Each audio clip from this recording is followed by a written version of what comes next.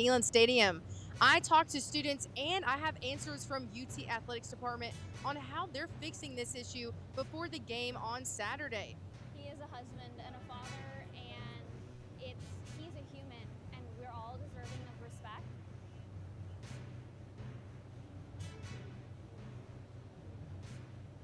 Continuing coverage on campus safety. How you can stay safe when riding your bike on campus.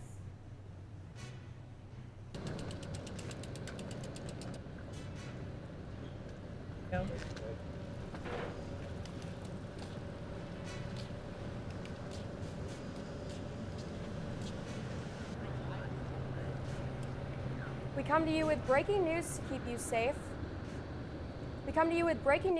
safe. Welcome to Vol News. I'm Aubrey Curran. And I'm Caitlin Kirkpatrick. Knoxville Police Department posted on Monday, September 15th, that they are searching for a man reported following women to their homes in the Fort Sanders area. If you can identify the man on your screen, please contact East Tennessee Valley Crime Stoppers at 865-215-7165, and you can do so anonymously. Yeah, University of Tennessee is in the process of firing an assistant professor over a Facebook comment the university says endorses violence and murder. This comes after Charlie Kirk was shot and killed on a college campus last Wednesday. I've been following this story since the beginning. I also covered Charlie Kirk's visit to UT in the spring.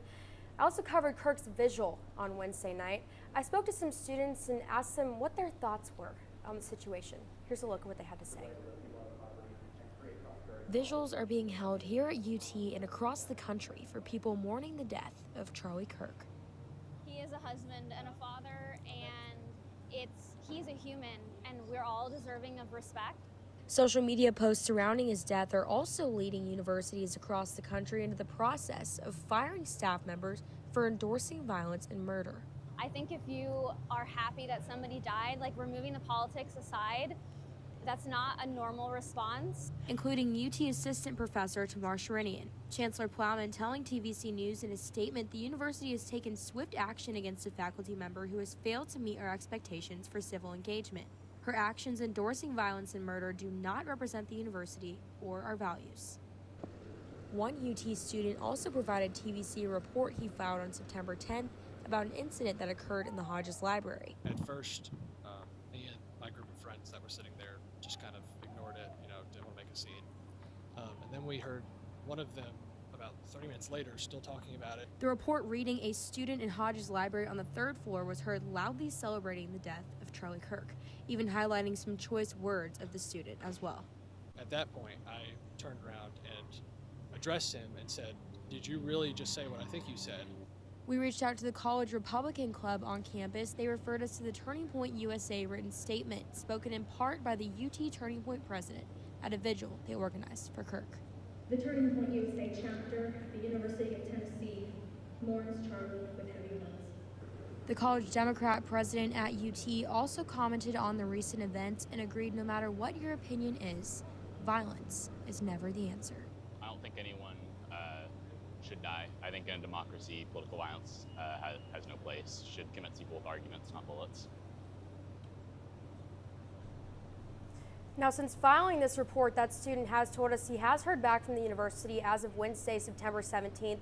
It's currently in the review process by the Student Conduct and Community Standards. Now, this is still a developing investigation, so be sure to follow us on Instagram at TVC News Now to stay updated. Changes are on the way to Neyland Stadium after fans had trouble getting in and out of the stadium last Saturday when Tennessee took on Georgia. Our managing editor, Kyla Berry, has been following these changes, and she has answers from the athletics department. She joins us now live in front of Neyland Stadium. Kyla? Yeah, Caitlin, right behind me at Gate 10 is just where that area where congestion was faced. Now, fans were shoulder to shoulder, having trouble getting in and out of the stadium. Now, UT Athletics Department is making changes, and they are going to fix those issues that fans faced. Shoulder to shoulder, a sea of orange and white waiting to get into Neyland Stadium. The jam-packed game day had fans expressing their concerns on social media. Danny White, the UT athletic director, apologized on X, saying the experience getting into Neyland was unacceptable. Connor Bailey, a student at the university, was actually in the swarm of people. I was in it actually, just right up there, right behind me. I was in there for about maybe 30, maybe 45 minutes, honestly. We got there about 45 hours before the game starts. Now entering and exiting at Neyland Stadium will look different.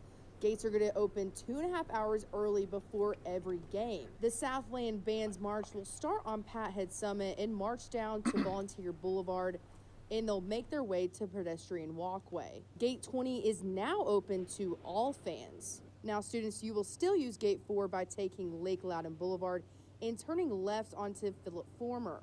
Before fans get in the game, you will notice an expanded security checkpoint on the south side of Neyland. Fans in G10 can move their coolers up Fulmer and Peyton Manning's Pass 4 hours before kickoff. These changes are giving some hope to fans for the next home games. I'm looking forward to the changes, hoping they help out quite a bit because it was brutal last weekend.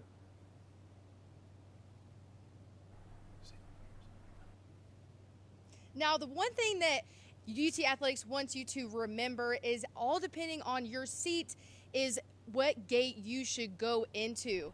Now, sending things back to you, Caitlin and Aubrey.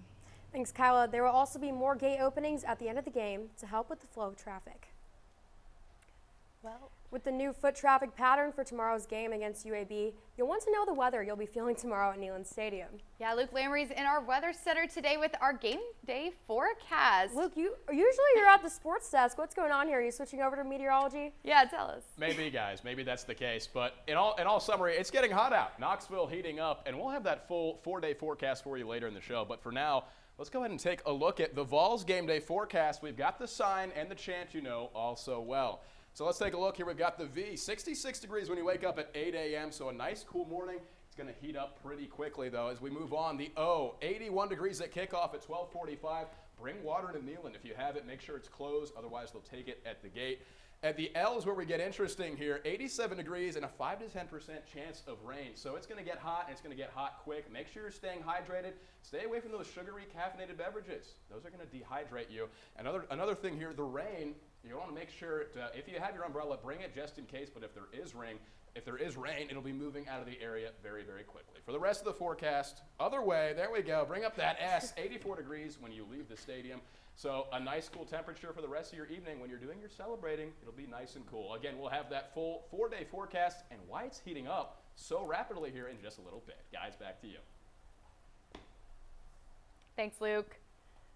Nearly 1,000 people on bikes are killed each year in crashes involving vehicles. Campus safety continues to be a top priority at the University of Tennessee. TVC News Director Grayson Thatcher is here to give us continuing coverage. Grayson, what do you got? That's right, campus safety means a lot of things, but this week I'm taking a look at the importance of bicycle safety when you're riding around campus. Now, I spoke with a student that had a near miss at Andy Holt Avenue and Francis Street recently. Now, he's advocating for an increase in awareness, but also maybe even some changes coming straight from the university. It's one of the fastest ways to get around campus. I'm on my bike practically all day. But does the speed compensate for the safety risk? Now, I spoke with UT student Ember Walker. He recently had an accident in this intersection right here. He walked away with a chipped tooth, black eye, and broken nose, had to go to the ER to get all of that taken care of. He walked me through exactly what happened. I slammed on my brakes kind of like this, and I went over my handlebars like that. My face slammed into the concrete somewhere, and I somehow ended up on my back like this. According to the UT Sustainability Office, nearly 1,000 people on bikes are killed each year in crashes involving vehicles. So I know I was pretty close to him when I crashed. Tennessee law states that a driver must maintain at least 3 feet between your vehicle and cyclists. It was pretty terrifying at first. I was definitely in shock. I was panicking a little bit. The University of Tennessee Police Department responded to the scene, and they shared in a statement that it is their top priority to maintain the safety and well-being of everyone on campus, and they encourage all riders and drivers to share the road respectfully and look out for one another.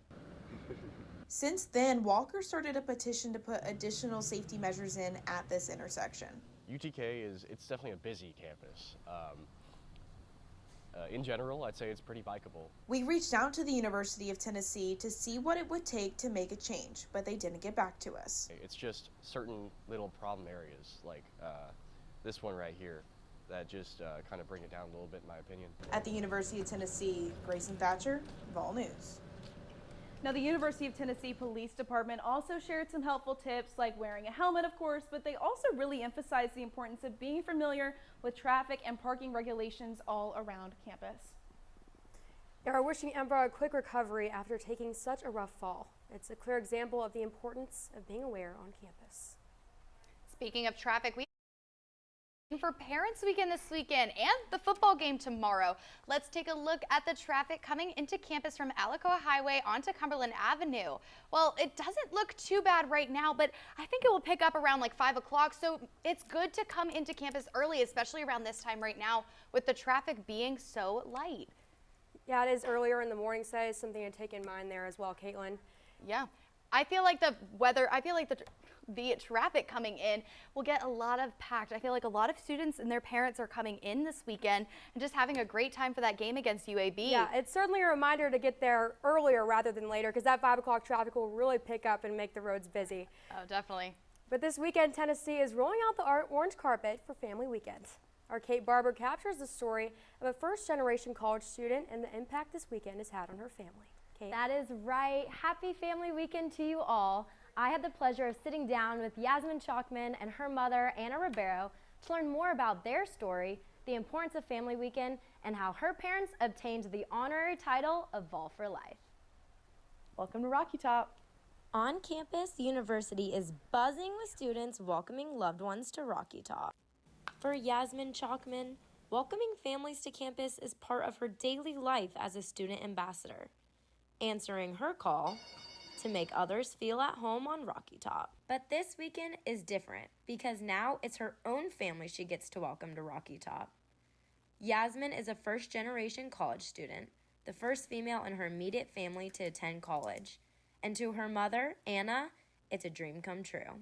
As an immigrant parent, I always wanted to see my children succeeding. And I really believe that education, is the greatest tool, is the greatest knowledge, is the greatest gift that I can provide to them. From giving tours to leading events, Yasmin is deeply involved in campus life, but none of it would be possible without the support of her mom. My mom truly thinks that I can do anything I put my mind to, and every time I tell her oh, I'm applying for something and I don't know if I'm gonna get it, she's like, I'm not even worried, I know you're gonna get it. So she has so much faith in me, and she's always my biggest supporter. So yeah. As a mother, I got mission accomplished. I did my best, and I will see my kids succeeding in life. For Yasmin, it's more than a weekend or a tour. It's a legacy in the making, and her family is all for it. TVC News, Kate Barber. Good news, there is still time to register for events that the Family Experience Center for Student Advocacy has arranged for this weekend. Check out their website at studentlife.utk.edu. Back to you at the desk. Thanks, Kate. Love hearing those inspiring stories. The Knoxville Police Department has added some four-legged friends to its force. Caitlin, this is a story you actually got to cover yourself, right? Yeah, I got to talk to some of the officers that are a part of the patrol unit and got to see a little bit about how these horses are making an impact in our community. Take a look.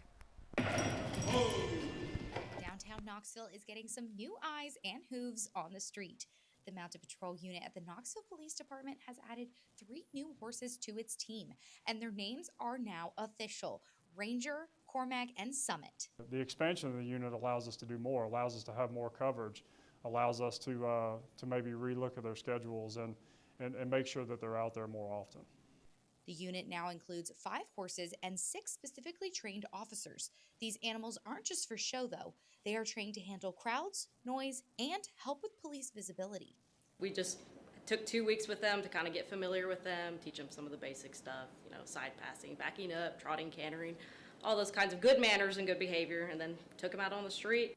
Officer Anjali Fonestock says Ranger, Cormac, Summit, and the other horses on the unit are already breaking down barriers and bringing the community closer.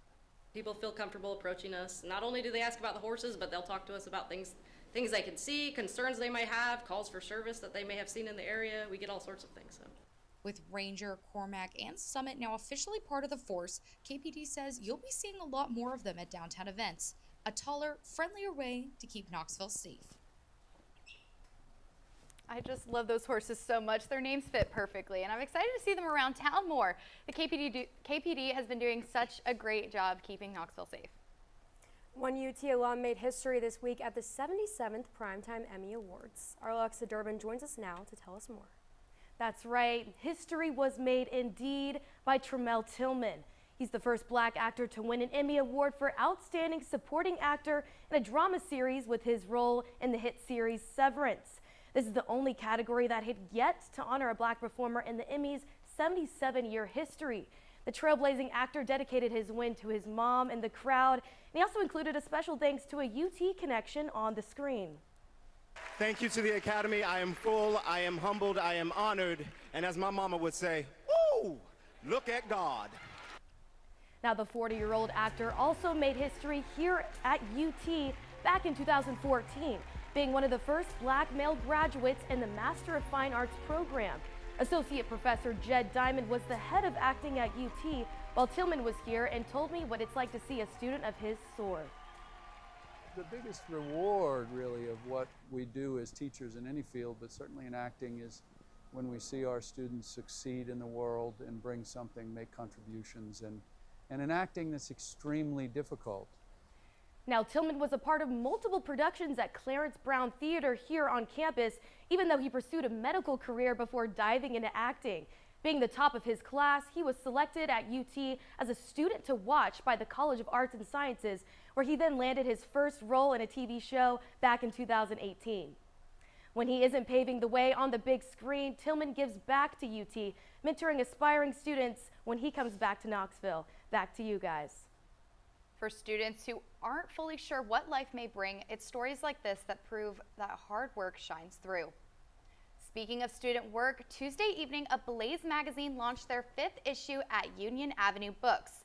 Guests were able to stop by the launch party and pick up a fresh copy of the print, celebrating the feminist magazine and its recent accomplishments. Yeah, Mike Keith enters into one of the most exclusive groups in Tennessee. And even with a new #1 soccer, continues to succeed. And how the Vols plan to bounce back from last week's heartbreak when Tennessee took on Georgia and lost. Why is just a starting line, for the true self blooms only when we find our purpose, what makes us tick, below the surface. Our reason why is united, undivided, seeking understanding. My why is diversity and unity, a safe space in my community. It's a million faces in a mirror and everyone belongs. Find your why for a better us. Imagine a disease that affects more than 10 million Americans, yet few know its name. I'm talking about lymphedema, LE. Many people, like my mom, get it as a result of cancer treatment and afterwards face a lifetime of swelling and pain. The cruel irony is many times its severity can be lessened only if you learn about it and act in advance. If you're at risk, ask your doctor about lymphedema. Take this as your chance to learn and live.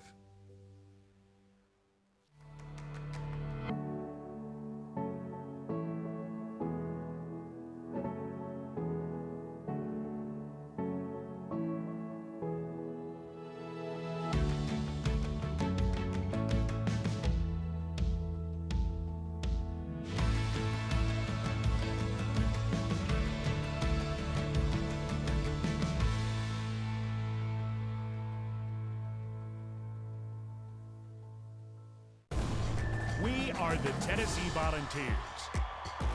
And now is our time. Time for unbeatable experiences, for bold innovation, for historic moments. It's time to do what Vols do best. More life-changing research, more problem solving, more lighting the way.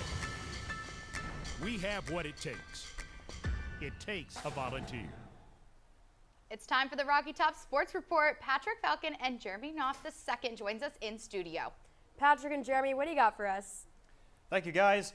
Hello, ladies and gents. It is time for the Rocky Top Sports Report. I'm Jeremy Dont II. And I'm Patrick Falcon. Let's get into it. The Vols took a heartbreaking loss last week against Georgia.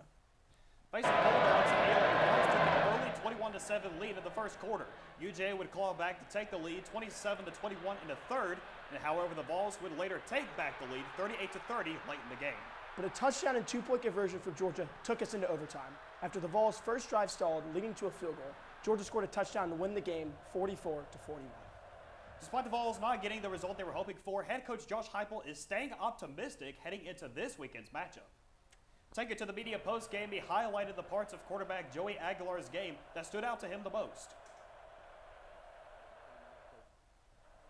Early, got it to the guys that can go make plays.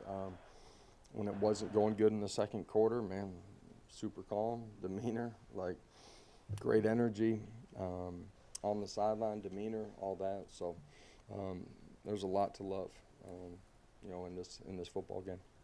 The Vols hope that Aguilar can take those traits heading into this weekend as they face UAB.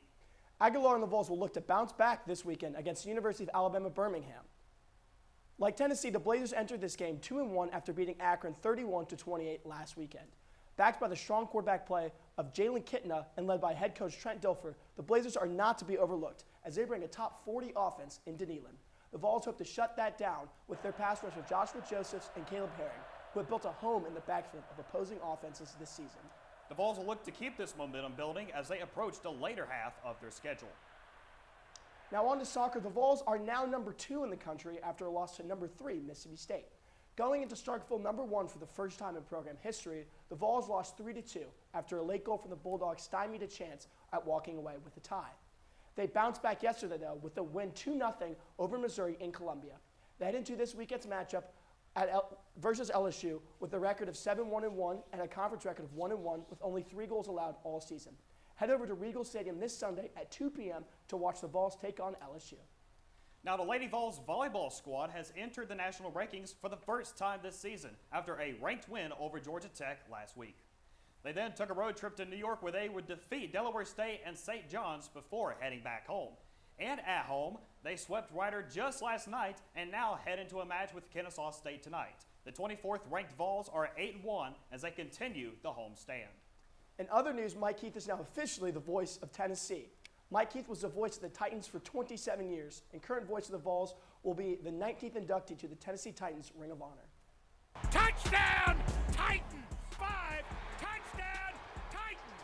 Throwing, catching, scoring, touchdown, Titans! Announced on Tuesday, Keith will join names like Eddie George and Warren Moon as some of the most historic members of this storied franchise. The Titans plan to honor Keith at halftime of this week's game against the Indianapolis Colts. Now that's all we have from the Rocky Top Sports Report. Thank you all for joining us today, and be sure to head over to Food City Center tonight at 6:30 to support the Lady Vols volleyball team. Now, let's head it back to Aubrey and Caitlin. Thank you, guys. Coming up, a brief look inside a popular social media class and its professor.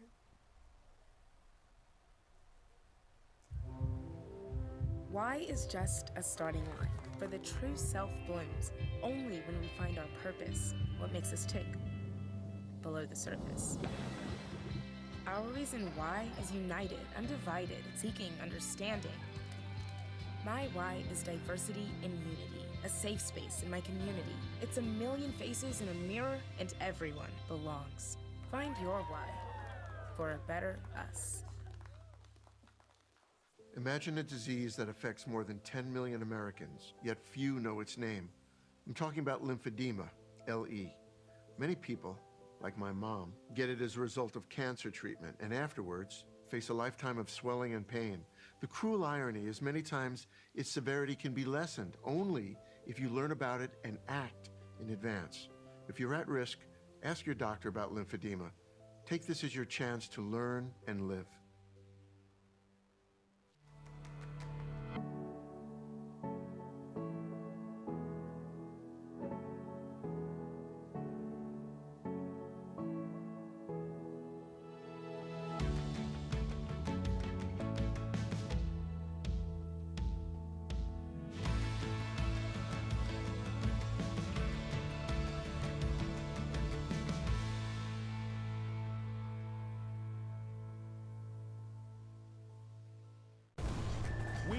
the Tennessee Volunteers.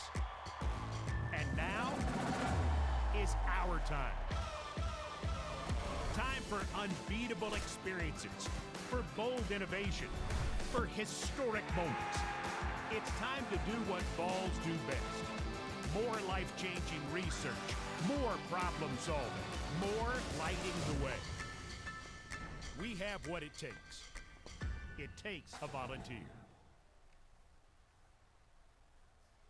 Yeah, guys, back with some weekend weather. Luke Lammer here, and we've been talking a lot about the heat rising in the last few days. Let's take a look at why exactly that's happening. Now, if you see this giant chart here, we've got a little bit of a high pressure system right around the West Virginia area. Now, yesterday, this was actually right in the eastern Tennessee area. It's moved up a little bit, but that's causing those clear, stable conditions, a lot more sunlight, a lot more heat. Those are the rising temperatures right now. Let's take a look at some more. Oh, and those 80-degree temperatures, perfect in time for the first day of fall in 3 days. Isn't that crazy?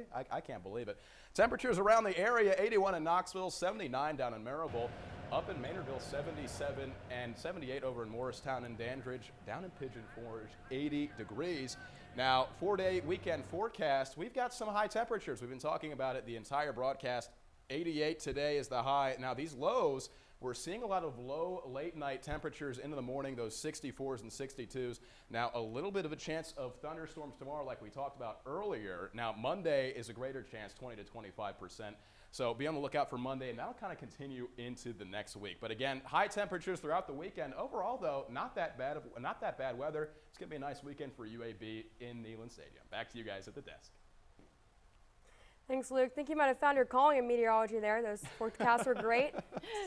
Do you know what your Clifton strengths are? Well, September 16th was Strengths Day at UT, and the university hosted a day-long celebration with the company Gallup, who facilitates the Clifton Strengths assessment.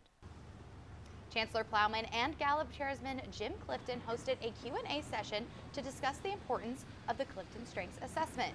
Chancellor Plowman encouraged students to remember their assessment results and to aid their experience at UT. Chancellor Plowman was go out sometimes and ask students what are your top 5 strengths, and if they know, I oftentimes give them a gift card for having goodies, and if they don't, I go, okay, next time you need to know them. Chancellor Plowman was presented with the Dawn Clifton Hall of Fame Award from Chairman Clifton for her efforts in promoting the Clifton Strengths Assessment to UT's community. Now, how do I go viral on social media is a question Professor Matthew Pittman thinks he may have some answers to. You may remember him as the Taylor Swift professor, at least that's what he calls himself, after posting a viral video to social media about canceling class due to her engagement. That video, according to Pittman, reached over 2.2 billion people worldwide. That's 22% of the population. In a sit-down interview, TVC asked him what his thought process is when making these videos. Here's what he had to say. A setting that is expected or familiar, but then you need to have a twist. So our twist is usually taking things that would not exist in the classroom and importing them in. And that combination of a familiar setting with a familiar thing, but not in this setting, leads to it holds people's interest and they're willing to swipe on a little bit.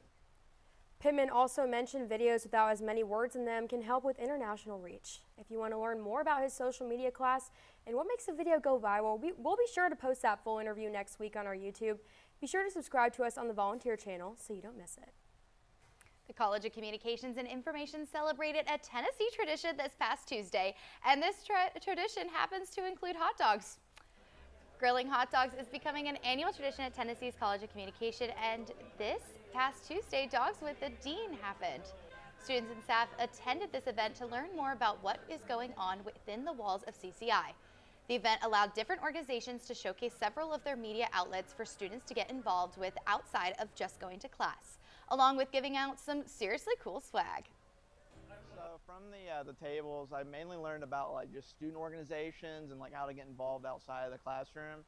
And then also too, it was great to learn about academic opportunities with the Wilson Academy and mentorship with professional development workshops, and just kind of learning how to find information about that. If you missed the event and want to learn more about what CCI has to offer, visit their website at cci.utk.edu. Well, Vols, that's all we have for you for today's show. Make sure to follow us on Instagram at TVC News Now for all updates on these stories and more. I'm Caitlin Kirkpatrick. And I'm Aubrey Curran. Have a great weekend, stay safe, and as always, Go Vols!